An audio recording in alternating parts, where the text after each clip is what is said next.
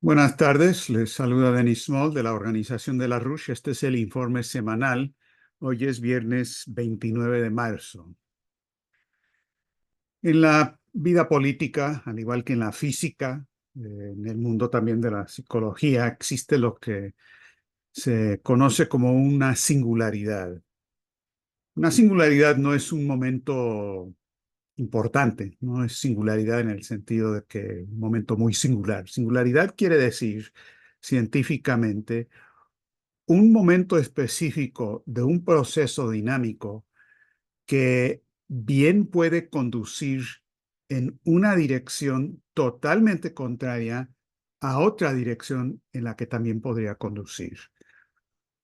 En el momento económico actual, el momento estratégico actual, estamos pasando por una singularidad porque la situación es tan peligrosa en cuanto al peligro de guerra nuclear, como lo es un momento de oportunidad para el tránsito hacia un futuro totalmente diferente de un nuevo orden económico internacional. El peligro y la oportunidad coexisten y, por supuesto, cuando se trata de acontecimientos humanos como mm, la economía o la vida política, la estrategia, obviamente eso está sujeto a la acción humana, entonces no es una singularidad que está fuera de nuestro control. ¿A qué me refiero concretamente? Bueno, en estos mismos días en que el peligro de guerra nuclear por lo de Ucrania ha crecido dramáticamente, al igual que el genocidio que avanza en Gaza, que en un momento vamos a abordar con un poco más de detenimiento. En este mismo periodo, el 18 de marzo precisamente, se realizó una reunión en Rusia sobre el tema de los BRICS y el tránsito a un sistema financiero internacional nuevo y diferente. El tema era específicamente una reunión del Club de Debate Valdai, eh, como les decía, del 18 de marzo, y el título de la reunión, el tema es un debate de expertos dedicado a las liquidaciones financieras de los países BRICS. Ahora, en esta reunión hubo una discusión quizás un tanto técnica, pero muy importante en cuanto al debate que se está realizando sobre qué orientación va a tener el BRICS respecto a la crisis financiera internacional y el tema del desarrollo de una nueva moneda. Y hay un artículo en particular que me pareció muy importante del brasileño Paulo Nogueira Batista. Él fue vicepresidente del BRICS en 2015-2017. Ha estado en muchas de las reuniones sobre este tema, incluidas las de Johannesburgo, esta de Moscú, y tiene un aporte interesante del por qué se requiere una nueva moneda del BRICS ante la situación. Dice, hay desdolarización, eso está muy bien, pero la idea de tener un mundo que él llama multipolar o con una multipolarización, como que eso no es consistente y coherente con un mundo financieramente unipolar. ¿Cómo es posible tener un cambio de la situación política estratégica cuando lo que sigue dominando es una sola moneda, la moneda del dólar?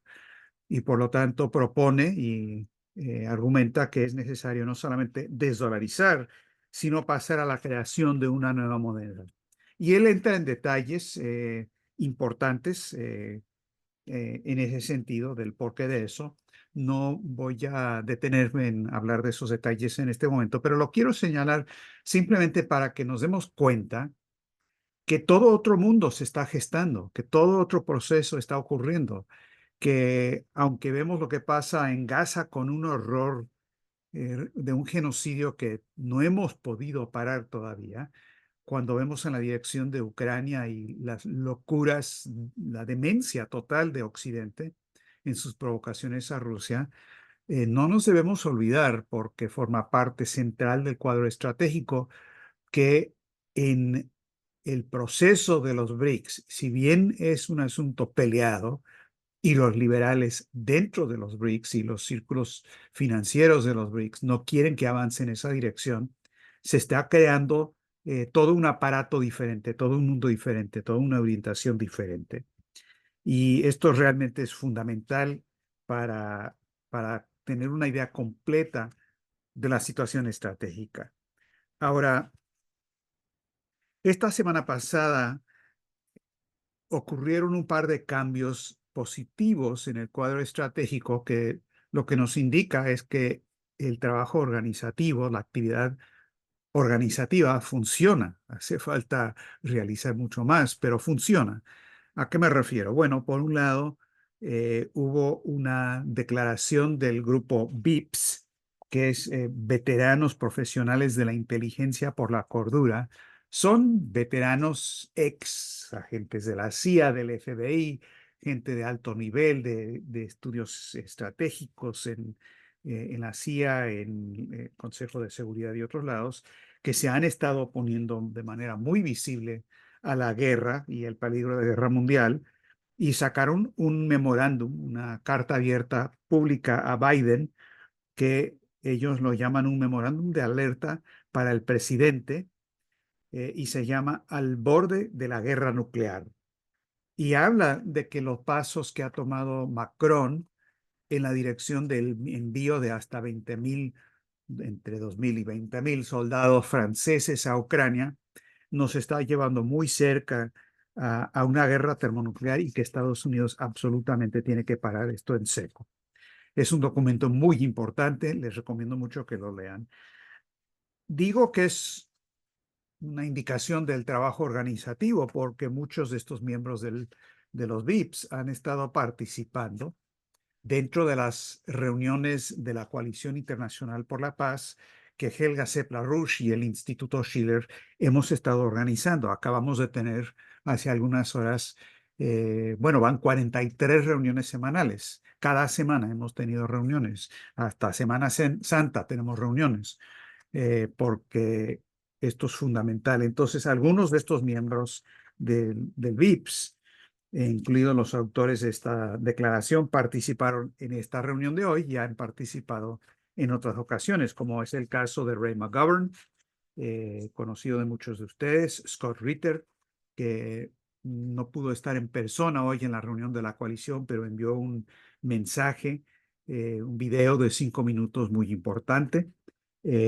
También recibimos un mensaje de saludo a la reunión y de apoyo a lo que estamos haciendo, no de una persona del VIPS, pero sí de un ex candidato presidencial estadounidense, Dennis Kucinich, eh, ex precandidato demócrata, ahora candidato al Congreso, y muchos otros. Entonces, el punto a lo que voy es que se está armando una voz que sirva de alternativa a la otra voz que está saliendo de Washington, para que el mundo entero entienda que, como lo he dicho muchas veces, Estados Unidos no es Joe Biden. Estados Unidos tampoco es Donald Trump. Hay otros sectores, hay otras voces y se están expresando. De la misma manera que los amigos argentinos nos insisten, Argentina no es Milei. Y los amigos franceses dicen, Francia no es Macron. Entonces, en el caso de Estados Unidos, esto cobra particular importancia por razones obvias del papel de Estados Unidos. Hay un segundo acontecimiento de esta semana que es importante en el sentido de que nos indica lo que pasa con este proceso organizativo, y es que se aprobó por fin una resolución del Consejo de Seguridad de la ONU sobre el requerimiento de un cese al fuego inmediato en Gaza, que por primera vez Estados Unidos no impone su veto.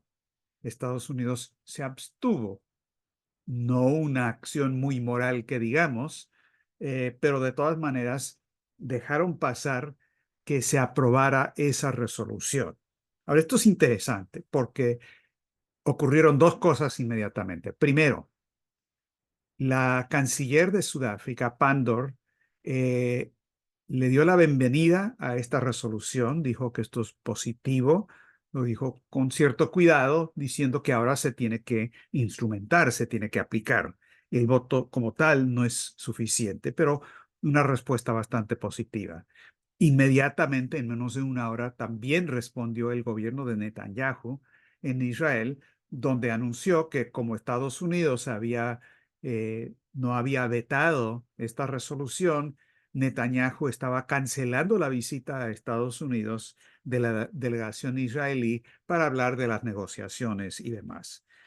Entonces, ¿qué pasó del lado de Estados Unidos? Bueno, inmediatamente nuestro Departamento de Estado y específicamente Miller, eh, Matthew Miller, portavoz del Departamento de Estado, hizo unas declaraciones realmente extraordinarias. O sea, este señor debería estar en las Olimpiadas para gimnasia verbal, para tratar de eludir y salirse de un compromiso. Porque lo que dijo es que anunció que Estados Unidos se abstuvo de la votación, pero que la resolución del Consejo de Seguridad Nacional no es vinculante. Bueno, este es un gran descubrimiento, porque en toda la historia de las Naciones Unidas, por lo que es el Consejo de Seguridad, las resoluciones del Consejo de Seguridad son vinculantes. No hay otra categoría, son obligatorios, se tienen que cumplir. Eso es lo que es el Consejo de Seguridad. Y por lo tanto, siempre los votos de Estados Unidos para vetar lo que no le gusta. Pero Miller descubrió o anunció que hay diferentes tipos de resoluciones del Consejo de Seguridad de la ONU. Una invención total de Miller, por cierto. Dijo, hay algunas resoluciones del Consejo de Seguridad de la ONU que imponen obligaciones directas y vinculantes a las partes, como por ejemplo las sanciones con respecto a Corea del Norte. Estas imponen obligaciones directas a las partes. Y luego explicó, y luego hay otros tipos de resoluciones, como la de ayer, que no imponen obligaciones directas, pero que creemos firmemente que deben aplicarse. Cierra comillas. Es decir, las resoluciones que nos gustan son vinculantes y las que no nos gustan no son vinculantes. Es decir, no hay ley internacional, no hay derecho, es el orden base a las reglas establecidas por Wall Street y la City de Londres. Es un escándalo total el que hayan dicho eso mientras prosigue el genocidio en Gaza.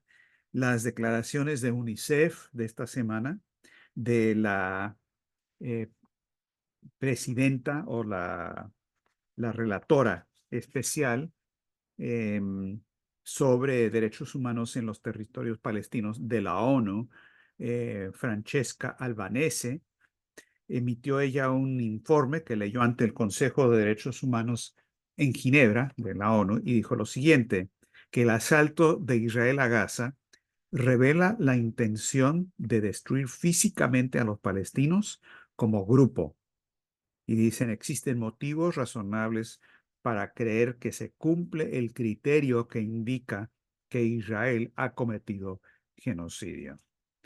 Bueno, ni hablar, esto provocó histeria total por parte de Israel, por parte de Estados Unidos, que la denunció por antisemita, por el hecho de decir lo que dijo. Eh, pero eso no paró el hecho de que la, la oposición a lo que ocurre está avanzando. La misma Corte Internacional de Justicia, el 28 de marzo, es decir, ayer, emitió una nueva decisión en respuesta a lo que había presentado Sudáfrica respecto a la situación de Israel y el incumplimiento de la orden del 26 de enero. Y esta nueva orden de la Corte Internacional de Justicia, que por cierto también son vinculantes, pero a diferencia del Consejo de Seguridad, no tiene los medios, la manera, el aparato para ejecutar esas órdenes vinculantes. Esa es la diferencia. Pero la Corte Internacional de Justicia dijeron que Israel tiene que adoptar todas las medidas necesarias y eficaces para garantizar sin demora y en plena cooperación con las Naciones Unidas la prestación sin trabas y a gran escala por parte de todos los interesados de los servicios básicos y la asistencia humanitaria que se necesitan urgentemente, incluidos alimentos, agua, electricidad, combustible, refugio, ropa, artículos de higiene y saneamiento, así como suministros médicos y atención médica a los palestinos de toda Gaza, incluso aumentando la capacidad y el número de pasos fronterizos terrestres y manteniéndolos abiertos durante el tiempo que sea necesario. Más claro no canta el gallo respecto a lo que la Corte dice que se tiene que hacer.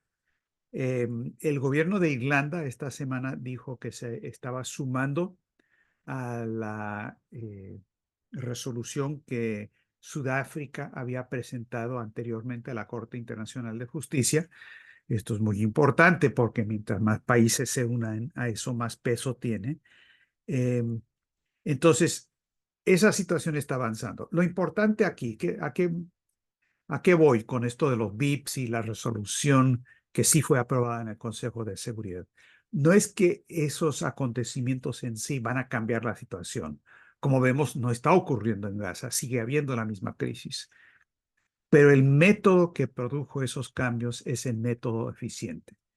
Es el método de movilización internacional en torno a la crisis estratégica internacional, organizar acción creativa directa, no violenta, como decía Martin Luther King, para que las voces que exigen un cambio se escuchen a nivel internacional. Y hemos avanzado, obviamente no lo suficiente. Eh, Hoy Ray McGovern dijo que para la gente que se deprime ante el hecho de que no está pasando lo necesario, para los que se sienten eh, eh, pues incapaces de avanzar, quizás paralizados, quizás las dificultades de Viernes Santo los internalizan de una manera que los paraliza. Ray McGovern dijo, acuérdense, después de Viernes Santo viene domingo. Y creo que nuestro cometido no religioso, pero en base a los conceptos fundamentales de lo que significa actuar para cambiar el mundo, en ese sentido debemos promulgar que este domingo es todos los días deben ser el domingo de acción, de resurrección, de actividad, de creatividad, y no de deprimirnos y paralizarnos, si es que le pasa eso a algunos, ante la dificultad de la situación que estamos viviendo.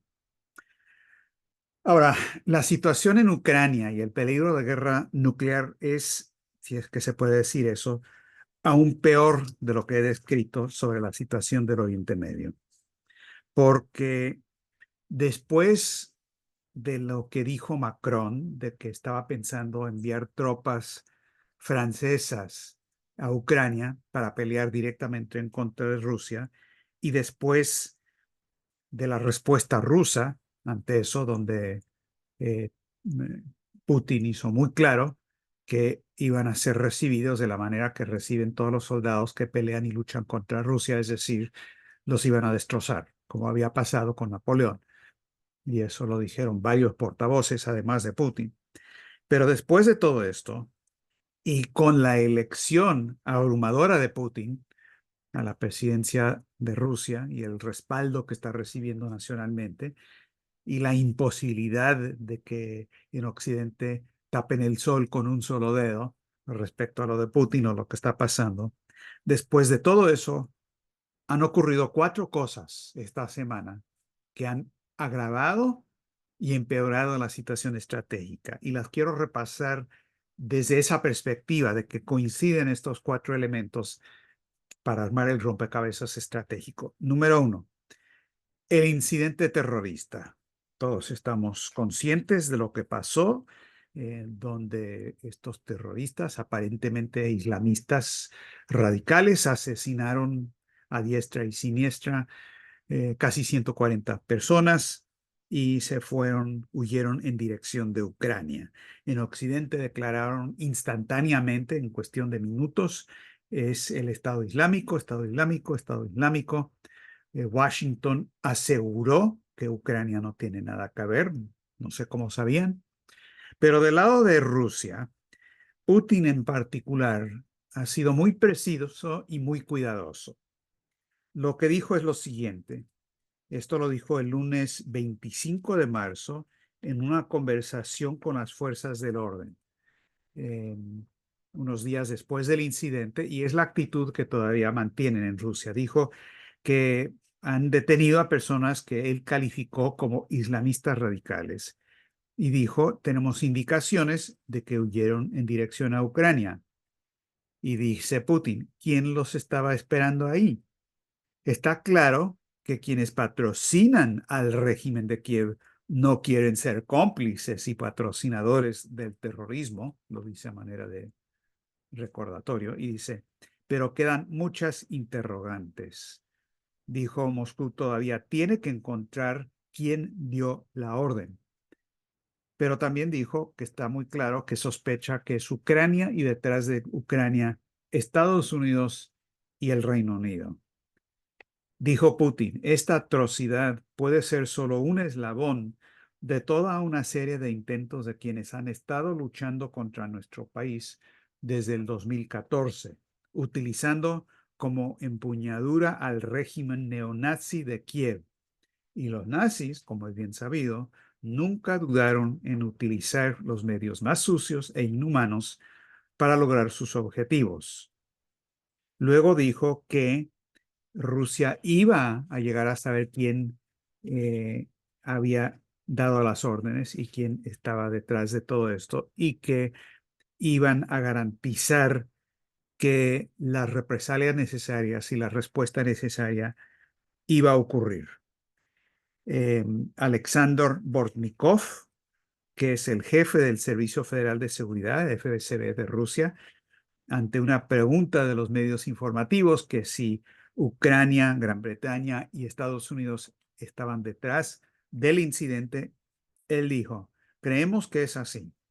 En cualquier caso, ahora estamos hablando de la información que tenemos y estamos siguiendo con la investigación. Ahora, Peskov, en una entrevista, Peskov es el portavoz del Kremlin, una entrevista unas horas antes del incidente terrorista, es decir, no había ocurrido todavía, este es el 22 de marzo, eh, dijo lo siguiente, estamos en estado de guerra. Sí, esto empezó como una operación militar especial, pero en cuanto se formó esa camarilla, el occidente colectivo más Ucrania, cuando el occidente colectivo se hizo participante del lado de Ucrania, para nosotros se convirtió en guerra. Estoy convencido de ello. Y cada persona debería entenderlo para su propia movilización interna.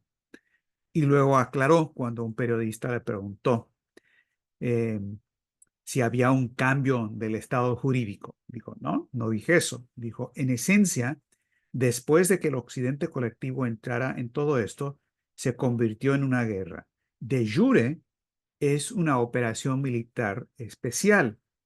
De facto, para nosotros se convirtió en una guerra después de que el occidente colectivo aumentara cada vez más directamente el grado de su participación en este conflicto.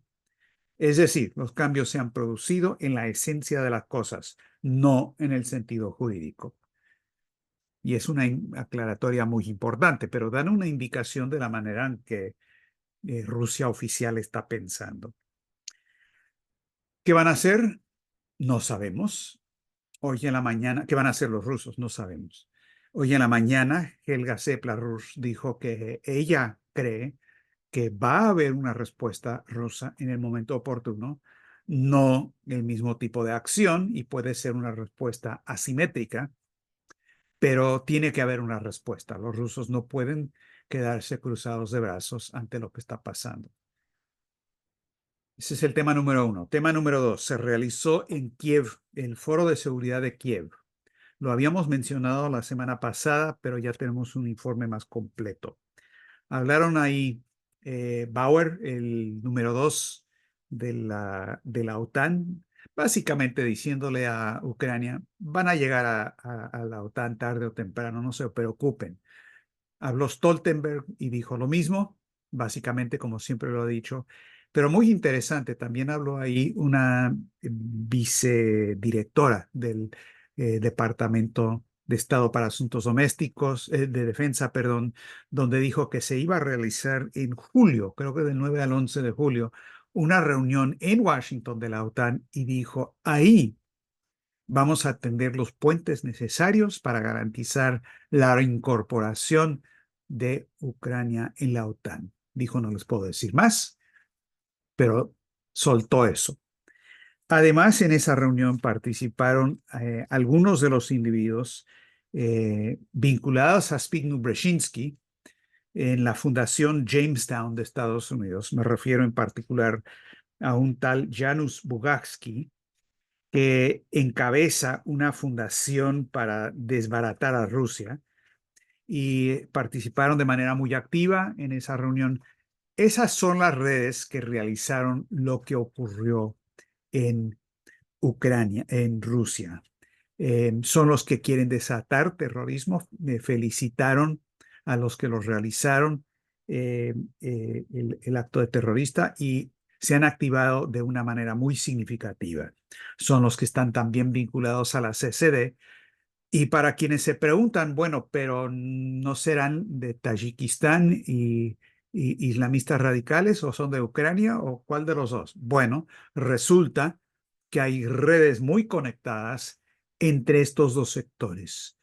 Hemos publicado los detalles, vamos a publicar más, pero esto se remonta a los tiempos de Zbigniew Brzezinski, se remonta a todo el periodo de la guerra en Chechenia y los terroristas chechenos que tienen vínculos directos al batallón Azov de Ucrania. Y para tener todo el cuadro estratégico, regresen y vean el video de Lyndon LaRouche de hace casi 20 años, Tormenta sobre Asia. Se los recomiendo mucho, lo pueden buscar, es un documento histórico muy importante. Bueno, ese fue el segundo acontecimiento, terrorismo, luego esto del departamento de la reunión de Kiev. Tercero, se anunció que van a avanzar suministrando aviones F-16 a Ucrania. Putin respondió. Putin dijo lo siguiente. Primero, ante quienes dicen que Rusia va a llevar la guerra que se está realizando en Ucrania hasta Europa Occidental, dijo, eso es una tontería. ¿Pensamos luchar contra la OTAN? Eso es un disparate, dijo. Estados Unidos, de todos los gastos mundiales en defensa, Estados Unidos tiene 40% del total. Rusia representa el 3,5%. ¿Cómo vamos a pelearnos en contra de toda la OTAN? Imposible, no lo vamos a hacer. Es una completa tontería, dijo. Lo que pasa, dijo Putin, están intimidando a su propia población para extorsionarla, a su propia gente, en un momento en que la economía se hunde y el nivel de vida desciende. Esto es evidente. Necesitan una excusa. Están asustando a su población con una posible amenaza rusa y al mismo tiempo están extendiendo su dictado por todo el mundo. Dijo que la OTAN se está extendiendo por Asia-Pacífico, Oriente Medio, América Latina, y ante la cuestión de los F-16, dijo de la manera fría en que habla Putin, de manera muy directa, dijo, en primer lugar, si suministran F-16, esto no cambiará la situación en el campo de batalla. Destruiremos sus aviones, igual que ahora estamos destruyendo sus tanques, vehículos blindados y otros equipos, incluidos los sistemas de lanzamiento múltiple de cohetas. Cuando se le preguntó sobre el lanzamiento de los F-16 desde bases de la OTAN fuera de Ucrania y que si podrían ser atacadas, Putin dijo, por supuesto, los consideraríamos objetos legítimos si operan desde aeródromos de terceros países, independientemente de donde se encuentren.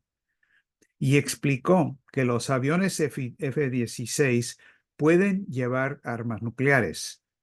Pueden llevarlas o pueden no llevarlas, pero eso no se sabe viendo al avión. Y dijo, por lo tanto, tendremos que tener eso en cuenta al organizar nuestras operaciones de combate. Dicho de otra manera, si vuelan los F-16, no importa de dónde vienen, Rusia tiene que asumir que es posible que se esté lanzando un ataque nuclear en contra de Rusia y responderán de manera acorde. El cuarto punto, extremadamente preocupante de todo este cuadro, es como se habló hoy en la reunión de la Coalición Internacional por la Paz, creo que lo dijo Scott Ritter, las líneas rojas se están volviendo muy elásticas. Ahora, lo que está pasando es que hay una discusión abierta, tanto en Estados Unidos como en Rusia, de la posibilidad de llevar adelante una guerra termonuclear. En Estados Unidos recientemente se realizó una encuesta a la población preguntándoles alegremente cómo la ven, que si hay, que si no hay y cuáles son las posibilidades, etcétera, etcétera. En vez de la idea que siempre ha dominado de que no se debe librar una guerra nuclear porque no pueden haber vencedores. Ahora, eso en Estados Unidos y todas las amenazas que provienen de la OTAN. Dentro de Rusia hay voces de gente que insisten y están presionando a Putin de que Rusia tiene que cambiar su doctrina nuclear para por lo menos hablar y discutir la posibilidad de un ataque nuclear preventivo. A Putin le preguntaron de esto en octubre pasado. Él dijo, no, no vamos a cambiar nuestra doctrina, no hace falta. Una de las personas que participó en esa discusión, Dmitry Trenin, el que realmente estuvo proponiendo esto, no fue él, sino él estuvo comentando sobre otras discusiones que sí se habían planteado por parte de Karaganov. Pero Trenin estaba discutiendo la idea. Él de nuevo escribe un artículo el 23 de marzo, un día después del incidente terrorista, bajo el título "Es hora de que Rusia dé a Occidente un recordatorio nuclear". Él es una persona de muy alto nivel en el mundo estratégico, profesor de investigación, la Escuela Superior de Economía, etcétera.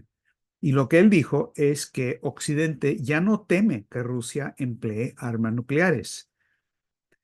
Y dijo, por lo tanto, que es necesario infundir de nuevo miedo en las mentes y los corazones de los dirigentes enemigos. Conviene subrayar el tipo de miedo provechoso, dijo Trenin.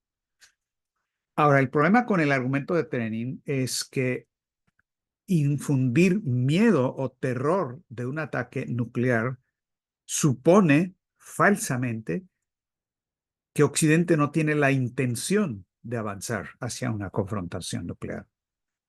Pero la verdad es que hay todo un sector en Occidente que piensa que sí pueden lanzar una guerra nuclear y ganarla, o por lo menos aterrar y acorralar a Rusia para que no contraataque. El problema de aumentar el nivel del terror es que acerca el momento y las posibilidades de errores simplemente donde se desata una guerra táctica nuclear, pero una guerra táctica nuclear rápidamente, inmediatamente se vuelve estratégica por la naturaleza misma de las armas nucleares. Entonces, esta idea de que tenemos que infundir más terror es un error, porque no temen eso. Lo único que temen, en realidad, es lo que mencioné al principio.